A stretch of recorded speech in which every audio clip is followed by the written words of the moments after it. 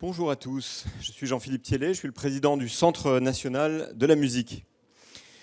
Alors je vais vous parler de musique, mais en réalité, en nous invitant ici pour parler de French Touch, nos hôtes, que je remercie pour cette idée et puis pour la réalisation, ils voulaient parler de musique parce que la French Touch, c'est Aya Nakamura qui fait un succès incroyable avec Jaja aux Pays-Bas.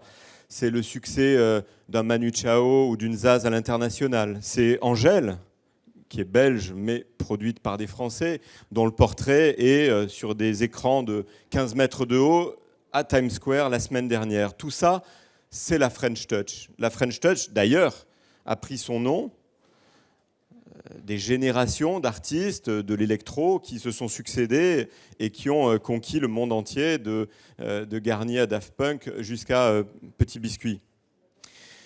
Cette musique, au niveau international, c'est 9 milliards, et tout compris, c'est 9 milliards de chiffre d'affaires. C'est des centaines de milliers de personnes qui tirent un revenu de la musique. C'est de l'emploi, c'est de la valeur ajoutée, c'est de la création.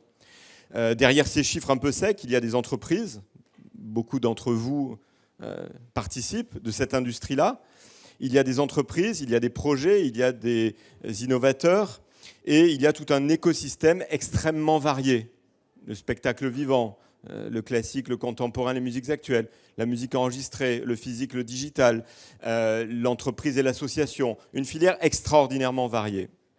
Ce que je veux vous dire cet après-midi, c'est que cette filière, pour continuer à écrire cette histoire, qui est une histoire couronnée de succès, qui représente du soft power. Le ministre des Affaires étrangères a dit quelques années, ça n'est plus du soft power, c'est du hard power. Donc vous, mesdames et messieurs, représentez une arme, si j'ose dire, un élément du hard power français. Pour continuer, il va falloir être solide, parce qu'il y a des menaces, il y a des opportunités, et je voudrais évoquer parmi tant d'autres 4 défis. Le premier défi, j'ai déjà commencé à l'évoquer, c'est celui du rayonnement international. En 2019, avant la crise qui a tout stoppé, l'activité internationale des artistes et de leurs entreprises, c'était à peu près 5000 concerts partout dans le monde, avec des artistes et des équipes françaises. Dans un environnement extraordinairement concurrentiel. Évidemment les anglo-saxons, mais aussi les Coréens, et puis le Moyen-Orient. Comment faire pour que, quand on sera enfin sorti de cette fichue crise, eh bien, ça reparte. On reparte à la conquête de marché, non seulement dans l'électro, mais aussi dans la chanson et dans le classique, parce qu'on a aussi des musiciens absolument extraordinaires. Donc ça, c'est une première question, un premier défi. On était à 5000 concerts en 2019, on doit viser l'objectif 10 000, et puis peut-être plus, parce qu'à nouveau, c'est du rayonnement, et c'est de l'activité, c'est de la création. Le deuxième défi, c'est la diversité. En réalité, c'est comme pour monter au filet au tennis, on monte bien que si on a un bon service. Il faut être fort sur ses appuis. Et nos appuis à nous, Français, Européens, c'est la diversité. La diversité des modèles que j'évoquais, la diversité territoriale. Nous ne voulons pas de déserts musicaux en France. La diversité économique et la diversité, comment la définir autrement que de dire que nous avons besoin de tout le monde. La diversité, ça n'est pas les petits et les droits culturels contre les gros. Ça n'est pas les associations contre les entreprises. Ça n'est pas les petites structures contre les sociétés cotées. On a besoin des grosses machines qui remplissent les stades. Et on a besoin du petit club de jazz en bas de chez soi où 30 personnes prennent place le soir. La diversité est une force. Cette diversité, à la sortie de la crise, elle peut être menacée.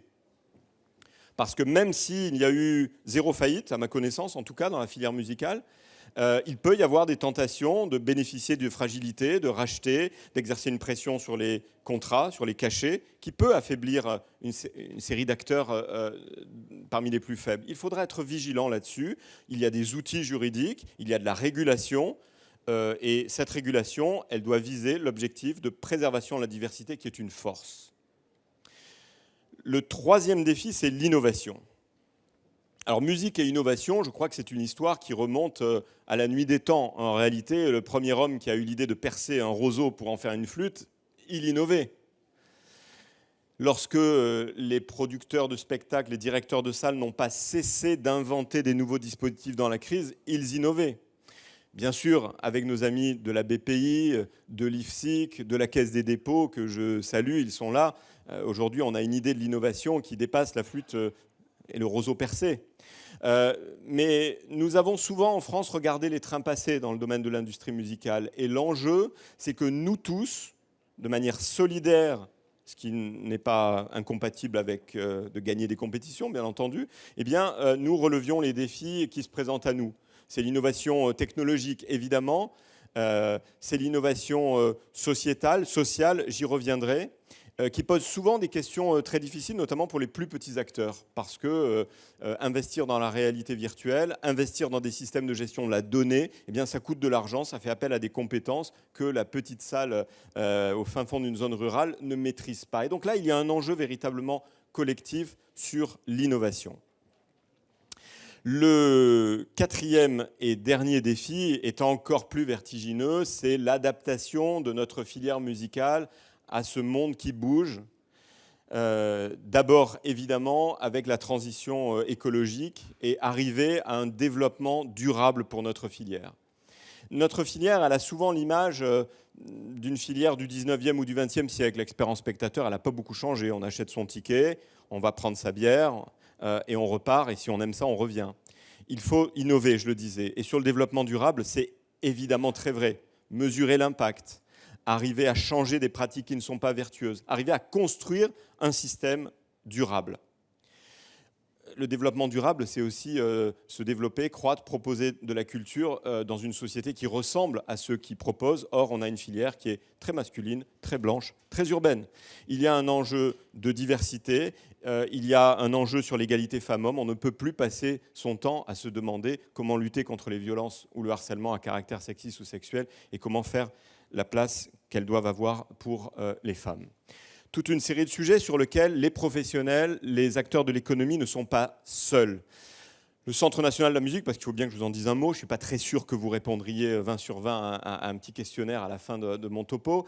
Le CNM a été créé le 1er janvier 2020. Donc dans la crise, 2 mois plus tard, on a surtout joué le rôle de pompier. Et c'est noble de jouer le rôle de pompier. Grâce au soutien du ministère de la Culture, c'est plus de 400 millions d'euros qui ont été attribués à des entreprises, à des associations. Mais au-delà de cela, les 4 défis que j'évoquais correspondent à des aides que nous pouvons mettre à disposition de ceux qui créent, de ceux qui innovent, de ceux qui prennent des risques. Il n'y a pas que du financier. Le CNM est un centre de formation professionnelle. Et pour tout le monde, un soliste dans un quatuor a souvent les mêmes problèmes à l'export qu'un artiste avec sa guitare. Donc formation, information, analyse et études. Le CNM est là pour que dans quelques années, 3 ans, 4 ans, 5 ans, on se dise que cet ensemble filière très, très éclaté, mais néanmoins réuni au sein du CNM, puisse constituer une vraie équipe de France de la musique, ce qui n'exclut pas les performances individuelles. Mais cette équipe de France de la musique, eh bien, elle doit être plus forte pour créer de la valeur et surtout, et c'est ma dernière phrase, pour travailler pour les artistes. On a besoin de musique, on a besoin d'artistes, on a aussi besoin de chefs d'entreprise talentueux et d'établissements publics qui fonctionnent bien, mais on travaille pour les artistes, pour les compositeurs, les créateurs et les interprètes. Voilà, je vous remercie.